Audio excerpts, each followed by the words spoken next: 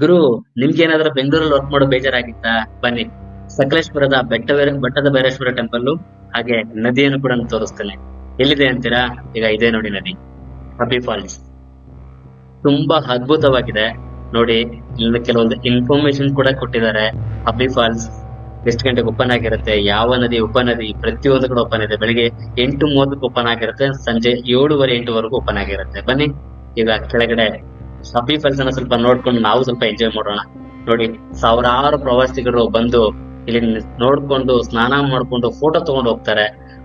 ಅದ್ಭುತವಾಗಿದೆ ಇಲ್ಲಿನ ಫಾಲ್ಸು. ಮಳೆ ಬಂದ್ರಂತೂ ಇನ್ನು ಸಖತ್ತಾಗಿ ಹರಿಯುತ್ತೆ ಗುರು ನೀರು. ಸದ್ಯಕ್ಕೆ ಈಗ ಮಳೆ ಕಮ್ಮಿ, ಹಾಗಾಗಿ ನೀರು ಕಮ್ಮಿ. ಇಷ್ಟೇ ಹರಿಯುತ್ತೆ ಗ್ರೇಟು. ನಮ್ ಕಡೆ ಎಷ್ಟು ಮಳೆ ಬಂದ್ರು ನೀರೇ ಇರಲ್ಲ ಗುರು. ಎಷ್ಟು ಸಾವಿರ ಅಡಿ ಬೋರ್ ಹಾಕ್ಸಿದ್ರು ಕೂಡ ನೀರ್ ಬೀಳೋದ್ ಕಷ್ಟ, ತೊಳ್ಕೊಳಕಲ್ಲ, ಕುಡಿಯೋಕ್ಕೂ ನೀರ್ ಸಿಗೋಲ್ಲ, ಅಷ್ಟು ನೀರು ಇಲ್ಲೇ ಇದೆ. ನಮ್ಮೂರ್ ಕಡೆ ತುಂಬಾ ಬರಗಾಲ ಬಿಡಿ. ಏನೋ ಸ್ವಲ್ಪ ಮಳೆಗೆ ಬೋರ್ವೆಲ್ ಗೀರ್ವೆಲ್ ಇಂದ ನೀರು ನಾವು ವ್ಯವಸಾಯ ಮಾಡ್ಕೊಳ್ತಿದ್ವಿ. ಇಲ್ಲಿ ಈ ನೀರು ನಮ್ ಕಡೆ ಏನಾದ್ರು ಸಿಕ್ಬಿಟ್ರೆ ಒಂದು 500 ಎಕರೆಗೆ ವ್ಯವಸಾಯ ಮಾಡ್ಕೊಂಡು ಜೀವನ ಮಾಡ್ಬೋದು ಗುರು. ಬೆಂಗಳೂರು ಬೇಡ, ಎಂತದು ಬೇಡ. ನೋಡಿ, ಅಷ್ಟು ಹಚ್ಚ ಹಸಿರು, ಹಸಿರಿನ ಮಧ್ಯದಲ್ಲಿ ಸದಾ ಹರಿಯುವಂತಹ ನೀರು. ಇದು ಕೊಡಗು ಜಿಲ್ಲೆಯಲ್ಲಿ ಒಂದು ಕಾವೇರಿ ನದಿ ಉಪನದಿಯಾಗಿ ಹರಿಯುತ್ತೆ. ಕೊನೆಗೆ ಇದು ಬಂಗಾಳ ಕೊಲ್ಲಿನ ಸೇರಿ ತನ್ನ ಸ್ಥಾನವನ್ನ ಮುಟ್ಟುತ್ತೆ. ನೋಡಿ, ಎಷ್ಟು ಸೂಪರ್ ಆಗಿದೆ, ಎಷ್ಟು ಸಕ್ಕತ್ತಾಗಿ ಹರಿತದೆ ನೀರು ಮಾತ್ರ, ಅಲ್ವಾ? ನೋಡ್ರಲ್ಲ ಸ್ನೇಹಿತರೆ, ಎಷ್ಟು ಸಕ್ಕತ್ತಾಗಿತ್ತು ಅಂತ. ಬನ್ನಿ, ಇನ್ನೂ ವಿಶೇಷ ಕೂಡ ತಿಳ್ಕೊಳ್ಳೋಣ, ಅಲ್ವಾ? ಅಲ್ಲಿನ ನೀರಿನ ಸೌಂಡ್ ಮಾತ್ರ ಸೂಪರ್ ಆಗಿದೆ. ನಿಮ್ಗೆ ಹತ್ರ ಕೂಡ ಹೋಗಿ ತೋರಿಸ್ತೀನಿ, ಜೂಮ್ ಹಾಕಿ ನೋಡಿ ಎಷ್ಟು ಸಕ್ಕತ್ತಾಗಿ ಬೀಳ್ತಾ ಇದೆ.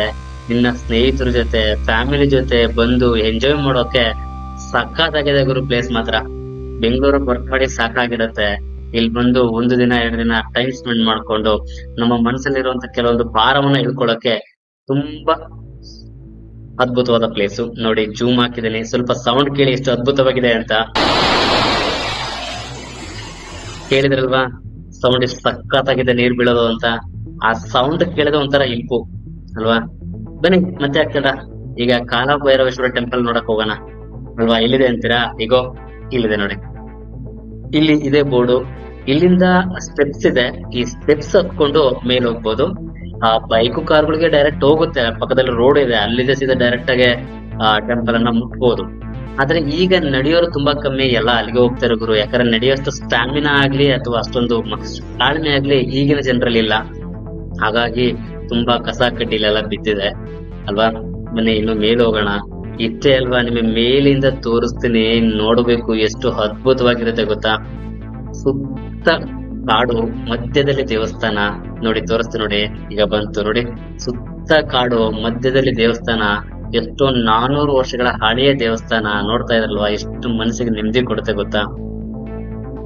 ನೋಡಿ, ಸುತ್ತ ಹಸಿರಿದೆ, ಅಲ್ವಾ? ಇಲ್ಲಿನ ಬೋರ್ಡ್ ಇದೆ, ಈ ಬೋರ್ಡ್ ಅಲ್ಲಿ ಕೂಡ ಕೆಲವೊಂದು ಇನ್ಫಾರ್ಮೇಶನ್ ಕೊಟ್ಟಿದ್ದಾರೆ. ಪ್ರೀ ವೆಡ್ಡಿಂಗ್ ಶೂಟಿಗಂತೂ 7 ಮಾಡಿಸಿದ ಪ್ಲೇಸ್ ಗುರು. ಸಖತ್ತ ಬರುತ್ತೆ. ಎಷ್ಟೋ ಜನ ಸಾವಿರಾರು ರೂಪಾಯಿ ಖರ್ಚಿಟ್ಕೊಂಡ್ ಬಂದು ಇಲ್ಲಿ ಪ್ರೀ ವೆಡ್ಡಿಂಗ್ ಶೂಟ್ ಮಾಡಿಸ್ತಾರೆ. ಯಾಕಂದ್ರೆ ಅಷ್ಟು ಅದ್ಭುತವಾಗಿದೆ ಈ ದೇವಸ್ಥಾನ. ಅಂದ್ರೆ ನನ್ನಲ್ಲಿ ಒಂದು ರಿಕ್ವೆಸ್ಟ್, ಪ್ರೀ ವೆಡ್ಡಿಂಗ್ ಶೂಟ್ ಮಾಡೋರಿಗೆ, ನಿಮ್ಮ ಚಪ್ಪಲಿಗಳನ್ನ ಅಥವಾ ನಿಮ್ಮ ಶೂಸ್ ಅನ್ನ ಹೊರಗಡೆ ಬಿಟ್ಟು ಫೋಟೋ ಶೂಟ್ ಮಾಡಿಸ್ಕೊಳ್ಳಿ. ಯಾಕಂದ್ರೆ ದೇವಸ್ಥಾನದಲ್ಲಿ ಚಪ್ಪಲಿ ಅಥವಾ ಶೂಸ್ ಹಾಕೊಳ್ಳೋದು ತುಂಬಾ ಚೆನ್ನಾಗಿರಲ್ಲ. ಯಾಕಂದ್ರೆ ಮನಸ್ಸು ಕೂಡ ಹಾಗೆ ಕಲ್ಮಶ ಇರಬಾರ್ದು, ಮನಸ್ಸಲ್ಲೂ ಕೂಡ ಸ್ವಚ್ಛವಾಗಿರ್ಬೇಕು. ದೇವಸ್ಥಾನ ಕೂಡ ಒಂದು ಮನಸ್ಸಿದ್ದಂಗೆ. ನಮ್ಮ ಮನಸ್ಸಲ್ಲಿ ಕಲ್ಮಶ ಇದ್ರೆ ನಾವು ಏನಕ್ಕೂ ಯೋಗ್ಯರಲ್ಲ, ಅಲ್ವಾ? ಆ ರೀತಿ ಆಗ್ಬಿಡ್ತೀವಿ. ಆದಷ್ಟು ದೇವಸ್ಥಾನದ ಸ್ವಚ್ಛತೆಯನ್ನ ಕಾಪಾಡಿ, ನಿಮ್ಗೂ ಒಳ್ಳೇದಾಗತ್ತೆ. ನಿಮ್ಮ ಫ್ರೆಂಡ್ಸ್ ಗಳಿಗೂ ಅದೇ ರೀತಿ ಹೇಳಿ ಸ್ವಚ್ಛತೆಯನ್ನ ಕಾಪಾಡ್ಲಿಕ್ಕೆ. ಈ ಫ್ರಂಟ್ ಡೋರ್ ಇದೆಯಲ್ಲ, ಯಾವಾಗ್ಲೂ ಕ್ಲೋಸ್ ಆಗಿರುತ್ತೆ. ಆದ್ರೆ ದೇವಸ್ಥಾನದ ಒಳಗಡೆ ಹೋಗ್ಬೇಕಾದ್ರೆ ಈ ಸೈಡ್ ಡೋರ್ ಅಲ್ಲೇ ಮಾತ್ರ ಹೋಗ್ಬೇಕು. ಬನ್ನಿ, ನಿಮಗೆ ದೇವಸ್ಥಾನ ಕೂಡ ತೋರಿಸ್ತೀನಿ. ಏನ್ ಗುರು, ಇವ್ನು ಬರೀ ದೇವಸ್ಥಾನ ತೋರಿಸ್ತೀನಿ ಅಂತಾನೆ, ಬಟ್ ತೋರಿಸಿಲ್ಲ ಅಂತೀರಾ? ಯಾಕ್ರಿ ಟೆನ್ಷನ್ನು? ಬನ್ನಿ, ಕಣ್ಣು ಮುಚ್ಚಿ ಕಣೆ ತೋರಿಸಿ ಒಳಗಡೆ ಕರ್ಕೊಂಡು ಹೋಗ್ತೀನಿ. ನೋಡಿ, ಈಗ ಬಂತು, ಬನ್ನಿ ಒಳಗ್ ಹೋಗೋಣ. ಎಷ್ಟು ಅದ್ಭುತವಾಗಿದೆ ಗೊತ್ತಾ ಟೆಂಪಲ್. ಬರೀ ಕಲ್ಲಿಂದ ಕಟ್ಟಿದರೆ ಗುರು, ಅದಕ್ಕೆ ಇಷ್ಟು ವರ್ಷ ಬಾಳಿಕೆ ಬಂದಿದೆ ಅನ್ಸುತ್ತೆ, ಕಲ್ಲಿಂದ ಕಟ್ಟಿದ್ರಿಂದ, ಅಲ್ವಾ? ನೋಡಿ, ಅದ್ಭುತವಾಗಿದೆ. ತುಂಬಾ ಕತ್ಲು, ಲೈಟ್ ಇರಲ್ಲ ಇಲ್ಲಿ. ಯಾವಾಗ್ಲೂ ದೀಪದ ಬೆಳಕಲ್ಲೇ ಆ ಶಿವ ಕಂಗೊಳಿಸ್ತಿರ್ತಾನೆ.